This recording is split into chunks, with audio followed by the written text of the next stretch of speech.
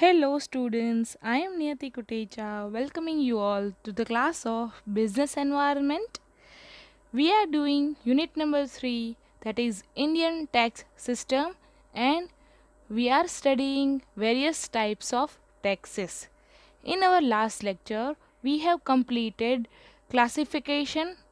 First classification, that is classification on the basis of impact and incidence of tax, and we have completed second classification also, that is classification on the basis of rate of tax. Okay, so in this lecture we are going to start third classification, that is classification on the basis of method of assessment. So let us do a quick revision of first classification, that is classification on the basis of impact and incidence of tax. In that, what is the meaning of impact? કે ટેક્સની impact first time જેના ઉપર આવે, જે person ઉપર આવે અને એ person first time tax pay કરે તેને કહેવાય impact. Impact of tax falls on the person who pays the tax at first time. Okay, અને what is incidence of tax? Incidence of tax means final burden. Finally જે કોઈ person tax pay કરે છે તેને કહેવાય incidence of tax. So in direct tax, what is meaning of direct tax? Direct tax means impact અને incidence બંને એક જ પર્સન ઉપર આવે. દેટ ઇઝ ઇમ્પેક્ટ મીન્સ કે કોઈ એક person first time tax pay કરે, અને ઇન્સિડન્સ મીન્સ એ જ પર્સન આખા ટેક્સનો બર્ડન લે. દેટ મીન્સ અલ્ટિમેટલી એ જ પર્સન એ ટેક્સ પે કરે છે. That means direct tax. For example income tax. Income tax ઉપર જે કાંઈ ઇન્કમ ઉપર જે કાંઈ ટેક્સ લાગે તો that is impact on persons income, અને એ જ પર્સન પોતાની ઇન્કમનો ટેક્સ પે કરે છે. That is incidence. So what is indirect tax? Indirect tax means impact of tax કોઈ એક પર્સન ઉપર આવે છે, પછી એ પર્સન એ ટેક્સનું બર્ડન બીજા કોઈને પાસ કરે છે. That is indirect tax. For example, we have taken example of sugar manufacturer, કે શુગર ઉપર જે કાંઈ ગવર્મેન્ટ ટેક્સ લગાવે છે તે સૌથી પહેલાં ટેક્સ પે કોણ કરે છે? Sugar manufacturer. So sugar manufacturer is paying tax to the government. Then આ સુગર મેન્યુફેક્ચરર ટેક્સ કલેક્ટ કરશે હોલસેલર પાસેથી. પછી હોલસેલર આગળ ટેક્સ પાસ કરશે રિટેલરને, અને પછી રિટેલર અલ્ટિમેટલી ટેક્સ કોની પાસેથી કલેક્ટ કરશે? કસ્ટમરને. સો આવી રીતે ઇનડાયરેક્ટ ટેક્સમાં ઇમ્પેક્ટ ભલે કોઈ એક ફર્સ્ટ પર્સન ઉપર આવે, that is sugar manufacturer, but final incidence finally કોણ પે કરે છે? Customer. So that is the classification on the basis of impact and incidence of the tax. In that, direct tax and indirect tax. Then the second classification is the classification on the basis of rate of tax. ટેક્સના percentages. આપણે કેટલા રેટથી tax pay કરવાનો છે તે. First one is proportional tax.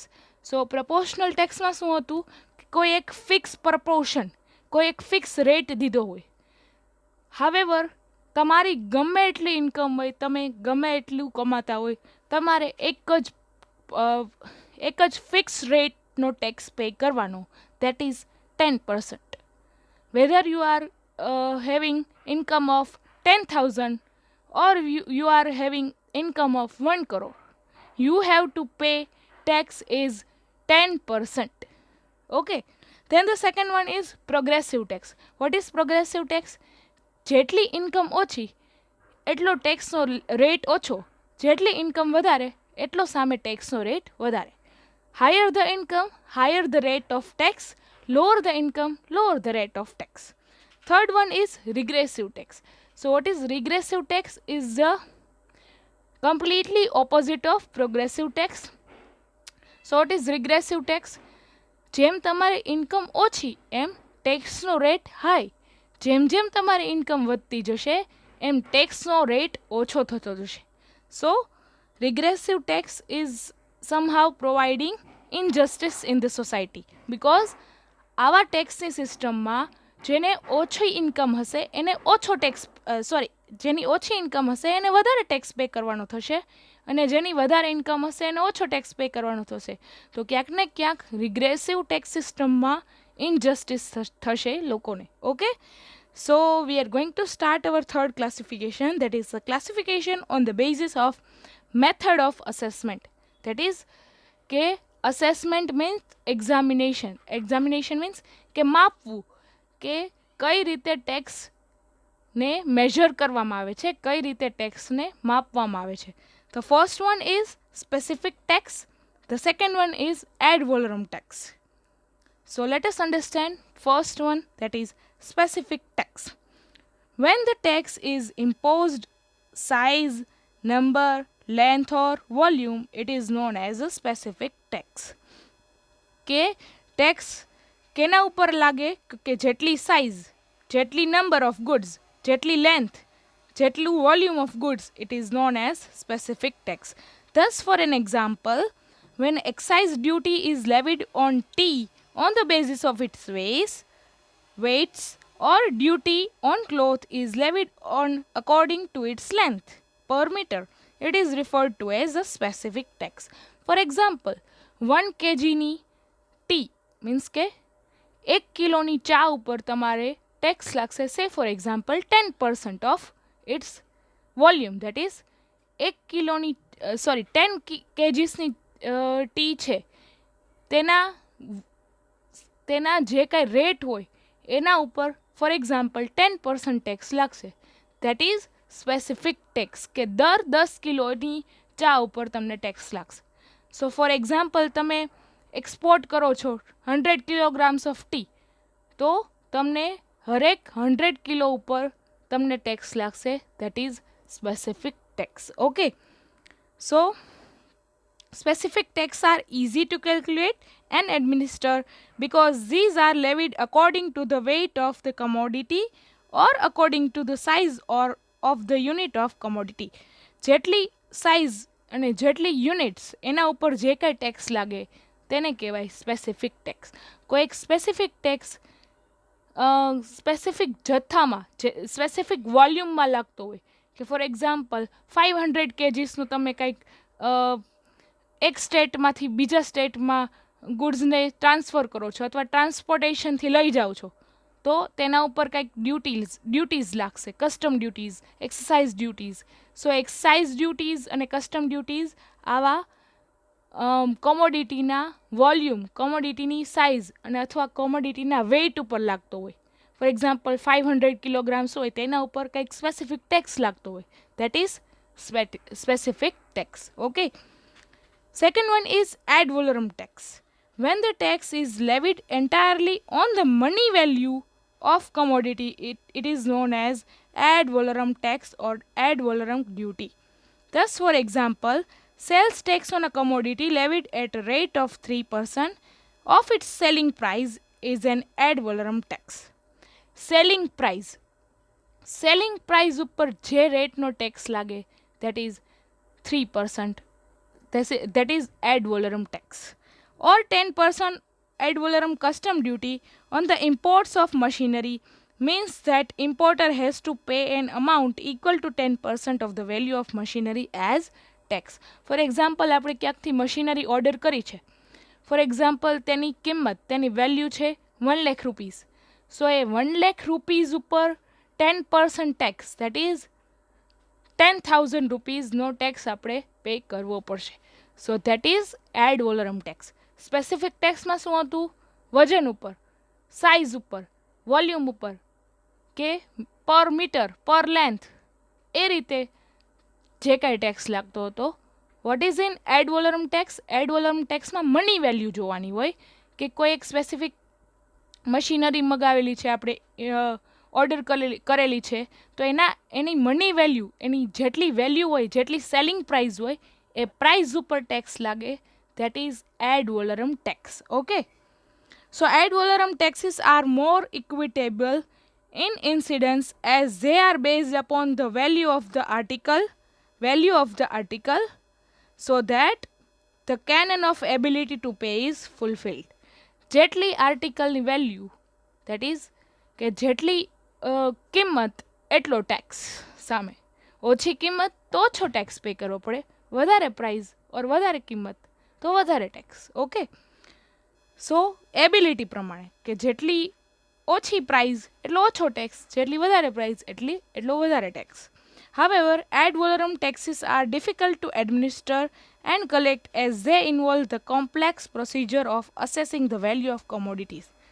કોઈક વાર કોમોડિટીની value કે કિંમત નક્કી કરવી મુશ્કેલ થતી હોય તો this is the complex process of અસેસિંગ the value, કે પહેલાં એની વેલ્યુ ડિટરમાઇન કરવી પડે, વેલ્યુ અસેસમેન્ટ કરવું પડે, વેલ્યુનું અસેસમેન્ટ કરવું પડે કે આ એકચ્યુઅલી આ વસ્તુની કિંમત કેટલી છે, પછી એના ઉપર ટેક્સ લાગે. So this ad valorem tax is somehow complex than specific tax. Specific ટેક્સમાં તો સાઇઝ, વેઇટ, લેન્થ એના ઉપર જ હોય, કે જેટલી સાઇઝ એટલો સામે રેટ ડિસાઇડેડ હોય એટલો સ્પેસિફિક ટેક્સ. ફોર એક્ઝામ્પલ 100 કિલોગ્રામની ટી છે તો એના ઉપર સ્પેસિફિક ટેક્સ લાગતો હોય 10%નો. So this is the specific tax. કોઈક વાર એ સ્પેસિફિક ટેક્સ રેટમાં પણ હોય અથવા કોઈ એક સ્પેસિફિક રૂપીઝમાં પણ હોય, કે 100 કિલોગ્રામની ટી ઉપર ફોર એક્ઝામ્પલ 1000 રૂપીઝનો ટેક્સ ભરવાનો રહેશે. સો ધેટ ઇઝ સ્પેસિફિક, કે એની જે કંઈ કિંમત હોય સ્પેસિફાઈડ હોય. જ્યારે એડ વોલરમ ટેક્સમાં કેવું હોય કે મની વેલ્યુ, કે આપણે જે કંઈ પરચેઝ કરેલું છે ક્યાંકથી એની વેલ્યુ ઉપર જે કંઈ રેટ ઓફ ટેક્સ લાગે that is ad valorem tax. Okay, so specific ટેક્સમાં કોઈ size, weight, metres, length, volume એના ઉપર જે સ્પેસિફિક ટાઈપનો ટેક્સ લાગે તેને કહેવાય સ્પેસિફિક ટેક્સ. અને જે વસ્તુની મની વેલ્યુ હોય, money value for example 1 lakh રૂપિયાનું મશીન મગાવેલું, સો એ 1 લાખ રૂપિયા ઉપર 10% ટેક્સ લાગે છે, that is ad valorem. Okay, so let us understand our second topic, that is tax avoidance and tax evasion. So what is the difference between tax avoidance and tax evasion? ગુજરાતીમાં કહીએ તો tax avoidance means ટેક્સને avoid કરવો. Avoid, વી simply ignore tax somehow. અને tax evasion means કર ચોરી, ટેક્સની ચોરી. સો એના બે વર્ડ વચ્ચે શું ડિફરન્સ છે? Let us understand. So what is tax avoidance? The term tax avoidance refers to the efforts of the individual or a firm to reduce tax burden legally. So tax avoidance is legal. Legally through a tax planning by taking a full advantage of tax relief, tax rebate and tax holiday etc. So tax avoidance is a legal action. કે આપણે ઘણીવાર planning કરતા હોય કે like જે કાંઈ મોટા મોટા બિઝનેસમેન હોય એ પ્લાનિંગ કરતા હોય કે જેટલી ફોર એક્ઝામ્પલ આપણે કમોડિટી ઇમ્પોર્ટ કરીએ છીએ તો એ કેવી રીતે ઇમ્પોર્ટ કરવી કે એમાં સરકારની કે ગવર્મેન્ટની સબસિડીનો લાભ મળે અથવા ગવર્મેન્ટના tax rebate means tax discount, કે ફોર એક્ઝામ્પલ તમે આટલી વસ્તુ કરતાં થોડી વધારે વસ્તુ મગાવશો તો તેના ઉપર તમને થોડું ડિસ્કાઉન્ટ મળશે, ટેક્સ ઉપર થોડુંક તમને ડિસ્કાઉન્ટ મળશે. સો આવા બિઝનેસમેન્સ they are planning for the ways that they can plan their tax so that તેને થોડો ટેક્સ ઓછો ભરવો પડે અથવા ટેક્સમાં થોડી રિલીફ મળે. તો આ રિલીફ છે એ ગવર્મેન્ટ તરફથી ક્યાંક ને ક્યાંક ડિસ્કાઉન્ટ ઓર ટેક્સ એક્ઝમ્પશનનો ફાયદો છે. તે ઇલીગલી નથી કે ચાલો કર ચોરી કરી કે એવી રીતે. tax avoidance is a legal action કે we are planning to manage the tax. Okay, so the government deliberately offers tax concession. જો government are providing some tax concessions in the areas of direct and indirect taxes for providing the incentive to save, invest and produce more. ઘણીવાર government આવી investments ઉપર, fix deposits ઉપર કે ક્યાંક mutual ફંડના ઇન્વેસ્ટમેન્ટ્સમાં કે ઘણી બધી જગ્યાએ જો તમે ઇન્વેસ્ટ કરો તો તમને ઘણીવાર ટેક્સ રિબેટ્સ મળતો હોય છે. What is tax rebate? Tax concession મળતું હોય છે, so that you can save on tax. તમે ટેક્સમાં પણ સેવ કરી શકો, તમારે એટલો ટેક્સ ઓછો પે કરવાનો થાય. So this are the government incentives to કે લોકો ગવર્મેન્ટ આવું ઇન્સેન્ટિવ આપે, લોકોને ટેક્સ કન્સેશન આપે, સો ધેટ લોકોને સેવ કરવાની, ઇન્વેસ્ટ કરવાની પ્રેરણા મળે. લોકો or citizens are motivated to save or invest in various areas. Therefore, though tax avoidance is reduces government tax revenue, it is not illegal. હા, એનાથી ગવર્મેન્ટને થોડું એનું રેવન્યુ ટેક્સમાંથી મળતું ઓછું થઈ જશે, બિકોઝ ટેક્સ કન્સેશન આપે તો સામે એટલી ગવર્મેન્ટની ઇન્કમ ઓછી થાય. But this is tax concession is provided by government, so it is not illegal term. So tax avoidance is considered as tax planning, and tax planning is not illegal because we are planning as we can get tax concession from the government. Okay, so what is tax evasion? On the other hand, tax evasion refers to the efforts of the individual or a firm to reduce tax burden illegally. કે illegally income છુપાવે કોઈ વ્યક્તિ, કે illegally કોઈ firm એની income છુપાવે, that is tax evasion. By concealing, concealing means છુપાવવું, concealing the income, profit or wealth. Profit છુપાવે, income છુપાવે, પોતાની સંપત્તિ છુપાવે, that is wealth. સો તેને કહેવાય ટેક્સ ઇવેઝન, કર ચોરી. ગુજરાતીમાં સિમ્પલ ગુજરાતી મિનિંગ ઇઝ કર ચોરી. Obviously, tax evasion creates a black money with all its evil effects. So, tax evasion is illegal, while tax avoidance is something legal thing that we can get benefit of tax concessions provided by the government. Okay. So here, so what are the main points of difference between tax avoidance and tax evasion? Let us see. Tax avoidance is not against the law, as we have understood કે tax evasion tax avoidance છે એ against law નથી. Government જ tax concession બહાર પાડે છે. સો અમુક જગ્યાએ invest કરવાથી, અમુક જગ્યાએ સેવિંગ કરવાથી આપણું એટલું ટેક્સ ઓછો ભરવો પડે છે. So that is not against the law, while tax evasion is illegal. Second one is, hence persons indulging in tax evasion activity are punishable. કે કોઈ કર ચોરી કરે, કે પોતાની ઇન્કમ છુપાવે, so that act is punishable act. Under the concerned acts, those who take resort to tax avoidance are not liable to punishment. કોઈ tax avoidance લે છે, કે ટેક્સ પ્લાનિંગ કરે છે, કે ગવર્મેન્ટ તરફથી મળતું કન્સેશનનો લાભ લે છે, સો એ પનિશેબલ એક્ટ નથી, કે એના ઉપર પનિશમેન્ટ થાય નહીં. જ્યારે ટેક્સ ઇવેઝન, ધેટ ઇઝ કર ચોરી, એક ઇલીગલ એક્ટ છે અને એના ઉપર પનિશેબલ એક્શન લે government. Okay. Third one is, money obtained through tax evasion is illegal and hence it is described as black money, while money obtained through tax avoidance is white money. કે tax planning કરેલું હોય tax avoid કરવા, tax avoidance માટે, કે government એટલું concession આપે છે આ કમોડિટી ઉપર, so we are producing this commodity. So carefully કરેલું પ્લાનિંગ અને ગવર્મેન્ટે આપેલું tax concession is not illegal, અને મની આવી કાંઈ ટેક્સ પ્લાનિંગ કે આવી કાંઈક ટેક્સ અવોઇડન્સથી જે કાંઈ મની કલેક્ટ થયા છે તેને કહેવાય વ્હાઇટ મની. જ્યારે ટેક્સ ઇવેઝન કરવામાં આવે, કે વિલફુલી વી આર કન્સીલિંગ મીન્સ કે ઇન્કમ છુપાવવી કે પ્રોફિટ છુપાવવું, તો એનાથી જે કંઈ મની બચે છે તેને કહેવાય black money. It follows that tax avoidance may be conducive to economic development, while tax evasion is most likely to retard economic development. કે ટેક્સ અવોઇડન્સથી ઇકોનોમિક ડેવલપમેન્ટ થાય. મેં તમને કીધું એમ કે government are providing tax concessions, so that persons are motivated to save or invest or produce more.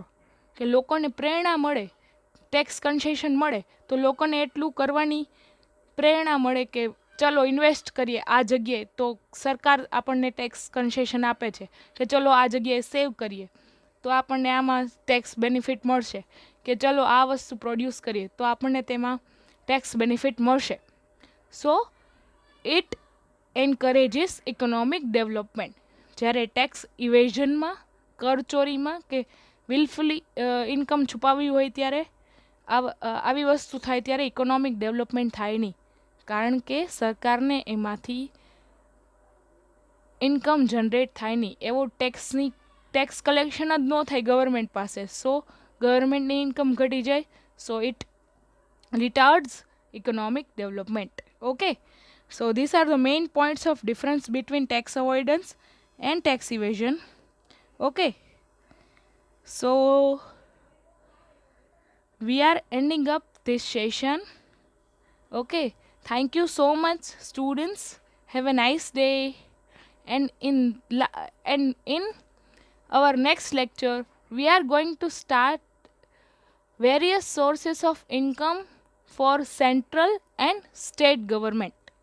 કે state અને સેન્ટ્રલ અને સ્ટેટ ગવર્મેન્ટ માટે કઈ કઈ ટેક્સની ઇન્કમ્સ અવેલેબલ છે. We are going to discuss in our next lecture. So thank you so much students, have a nice day.